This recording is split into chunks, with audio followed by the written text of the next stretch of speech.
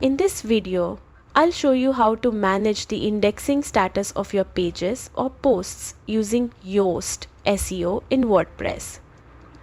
Controlling which content appears in search results is essential for improving your site's visibility and performance. First, log into your WordPress dashboard. From the left menu, go to Pages or Posts depending on the content you want to adjust. Find the specific page or post, hover over its title and click Edit. Scroll down to the Yoast SEO panel below the content editor.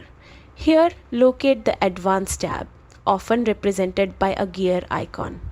Inside, you'll see the option allows search engines to show this page in search results. Select Yes if you want the content to appear in search results. This tells search engines to index the page, making it discoverable for relevant queries. If you want the page hidden from search results, select No. This no index setting is useful for outdated, private, or strategically hidden pages. Keep in mind that changes may take time to reflect, as search engines need to crawl and re-index the content. Regularly auditing your content and index settings helps maintain optimal SEO performance. And that's it. You now know how to control which pages and posts are visible in search engines using Yoast SEO.